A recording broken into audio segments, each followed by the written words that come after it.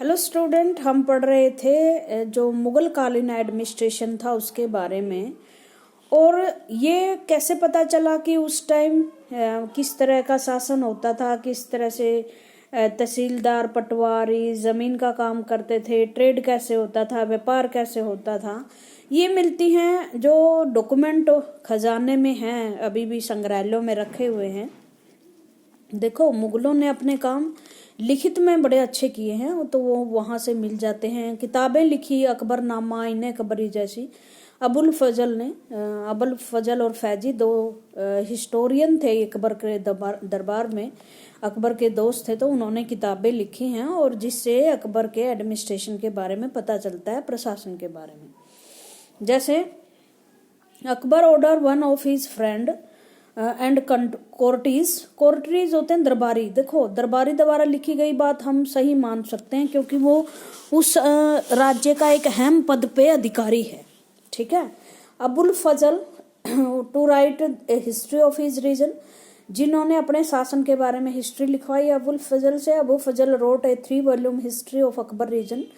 अकबर के हिस्ट्री के बारे में 3 प्रकाशन आए एक किताब के, उसका नाम था अकबरनामा। द फर्स्ट वॉल्यूम, पहली जो किताब थी उसमें लिखा हुआ था अकबर के एंसेंटर्स, मतलब अकबर के दादा परदादा पूर्वज वो कौन थे, कहाँ से आए थे। उसके बाद जो सेकंड वॉल्यूम था वो अकबर के शासन के बारे में था, और थर्ड जो किताब थी उसके में आईने अकबरी नाम रखा गया, और उसमें अकबर के एडमिनिस्ट्रेशन, हाउस होल्ड, आर्मीज जो सेना थी, रेवेन्यू टैक्स का सिस्टम था, ज्योग्राफी कि कहाँ कहाँ तक उसका साम्राज्य फैला हुआ था, ये सब बातें लिखी हुई थे। और इट आल्सो प्रोवाइड रिच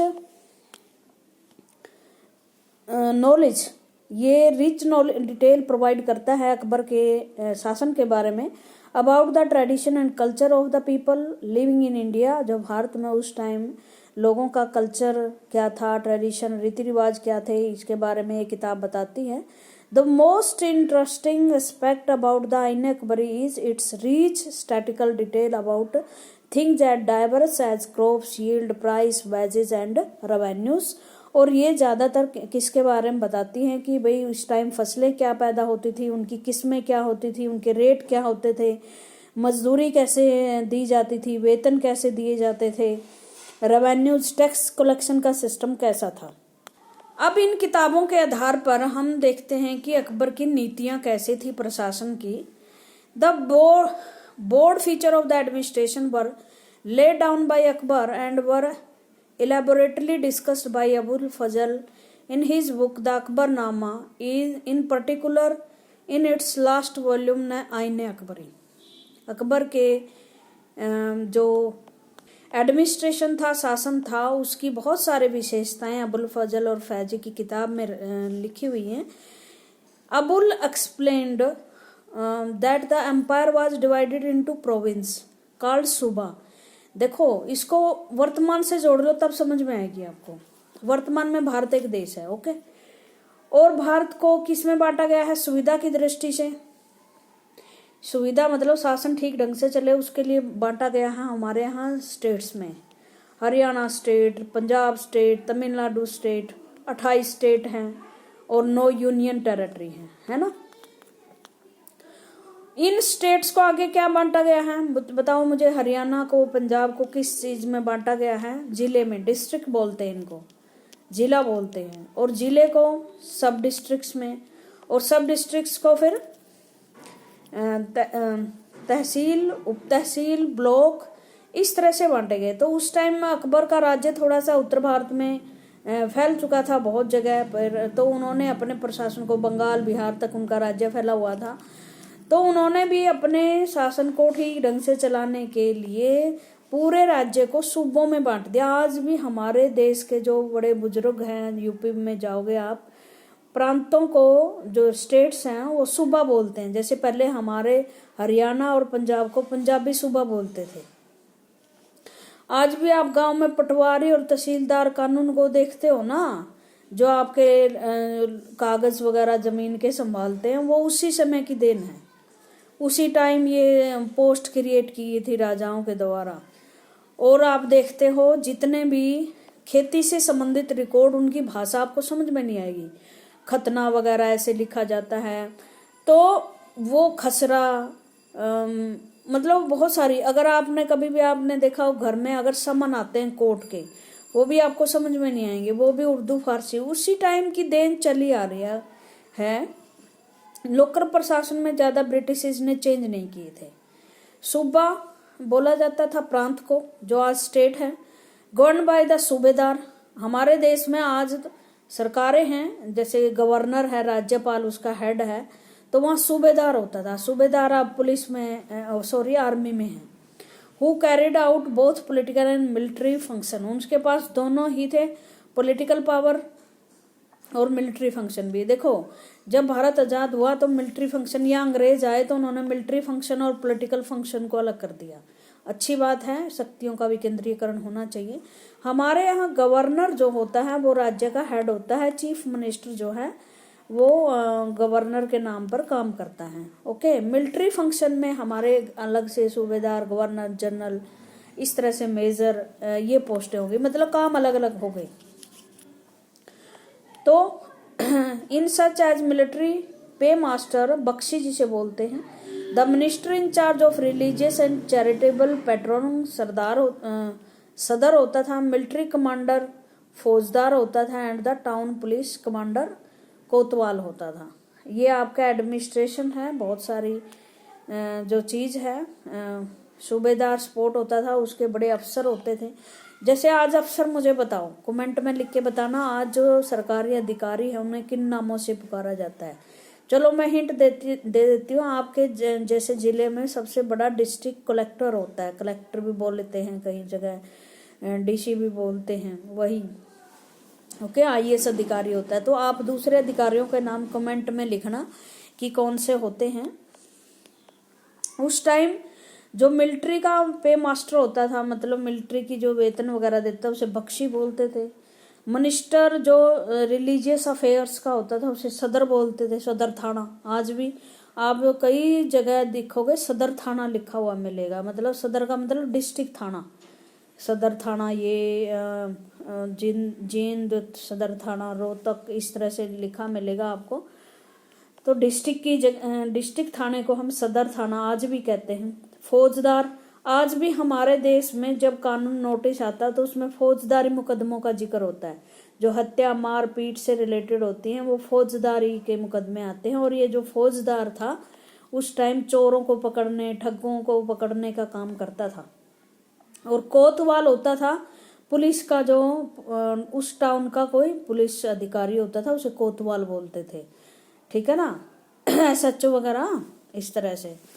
अब नूरजहां के बारे में थोड़ा सा पढ़ लेते हैं, एडमिनिस्ट्रेशन के बीच में थोड़ी सी और बात पढ़ लेते हैं। नूरजहां जो है वो जहांगीर की पत्नी थी, और जहांगीर एक विधवा थी, और जहांगीर ने उनसे विवाह किया था। नूरजहां जो है इतनी फेमस हो गई थी जहांगीर के समय में कि जहांगीर के उस टाइम क्या होता था, राजा महाराजाओं के नाम के सिक्के चलते थे। जो राजा होता था मुद्रा पे वही सिक्के चला दिए जाते थे, साथ में उसका नाम और उसका जो तस्वीर थी वो सिक्कों के साथ छपने लगा था। और इतना हस्तक्षेप था नूरजहां का जहांगीर के समय, तो इसके पेटीकोट शासन बोलने लगे थे इसको। सॉरी, पेटीकोट शासन शायद अकबर के समय में महामंगा वगैरह के लिए यूज किया जाता था।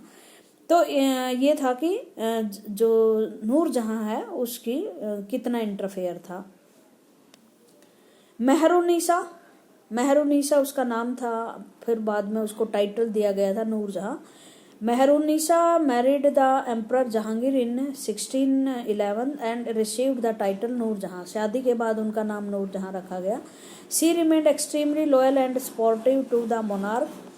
वो बादशाह के लिए बहुत ही स्पोर्टिव और लॉयल थी, वफादार थे। As a mark of honour Jahangir struck silver coins bearing his own title on one side and other side the inscription stuck in the name of Queen बेगम नूरजहां। मतलब सिल्वर के कॉइन पे अपने टाइटल के साथ उन्होंने नूरजहां का भी टाइटल लिख दिया था। The adjoining documents is in order farman of Nurjahan. मतलब जो शाहजहां के जहांगीर के नाम पे ऑर्डर निकलते, उनमें साथ में नाम नूरजहां का भी होता। फरमान होते हैं सरकारी आदेश कहते हैं ना, फरमान आगे।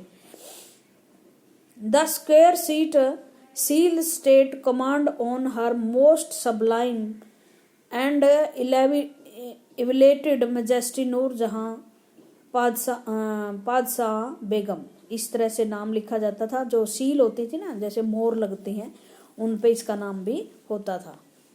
और by the sun of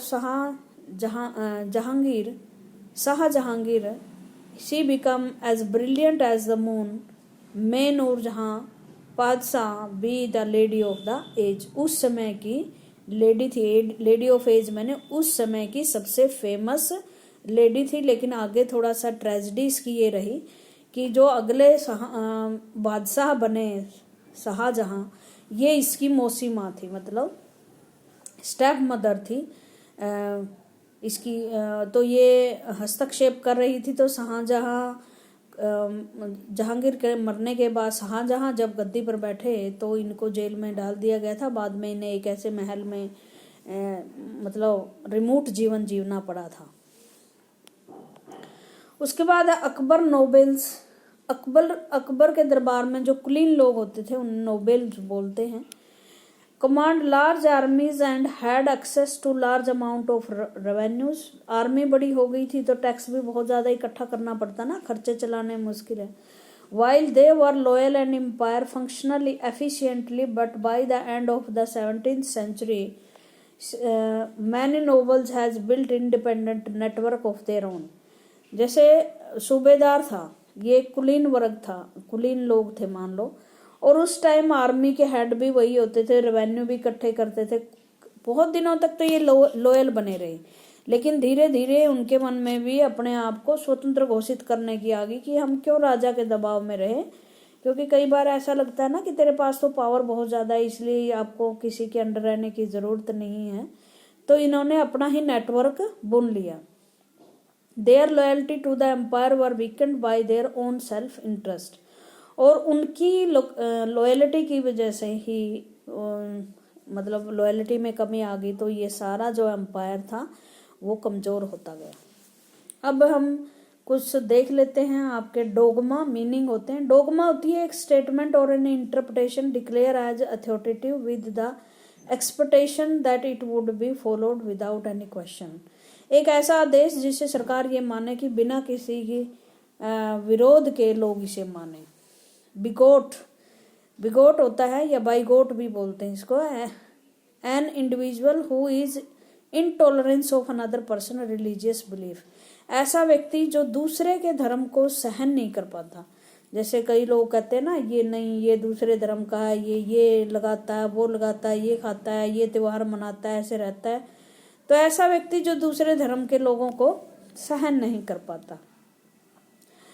Akbar थोड़ा सा देखो, वैसे तो जो मुस्लिम शासक आए हमारे देश में, उन्होंने अपने अनुसार इस देश के अनुसार ही रहना की कोशिश करी। क्योंकि शासक बनना और एक आम व्यक्ति की तरह धर्म निभाना एक अलग अलग चीज। शासक बनकर शासक धर्म निभाया जाता है, राजा का धर्म राज धर्म होता है, ना कि आम लोग। लेकिन मुस्लिम जो हैं, मुस्लिम शासक अपना जो शक्ति पावर है वो खलीफा से लेते थे, इस्लाम के अनुसार शासन चलाते थे। कुछ शासक बहुत कट्टरपंथी जो ट्रेडिशन है उनको निभाते थे, लेकिन अकबर ने ऐसा नहीं किया। अकबर बहुत ही सभी धर्मों में मेल मिलाप रखने वाले इस तरह के व्यक्ति थे।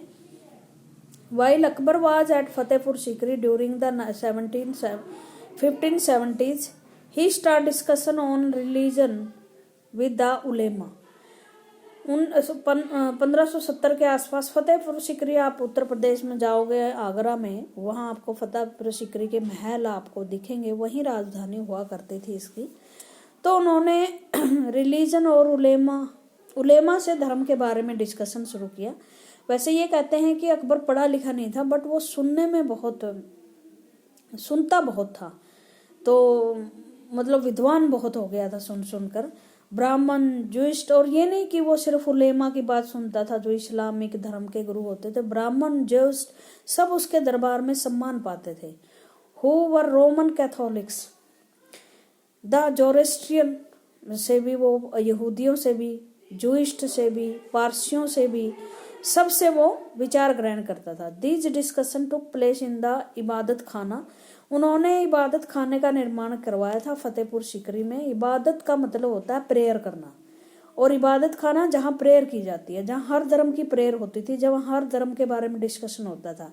और अकबर को इस बात के लिए सुननी भी बहुत पड़ी कि आप तो अपना धर्म छोड़ रहे हो, आप काफिरों के साथ मिल गए हो. इस तरह से काफिर होता है इस्लामिक धर्म में दूसरे धर्म का व्यक्ति होता है. He was interested in the religion and social custom. क्यों? क्योंकि वो दिमागी रूप से रिलीजन के प्रति एक ब्रॉड माइंड रखता था. सोशल डिफरेंट सोशल कस्टम में उसका विश्वास था.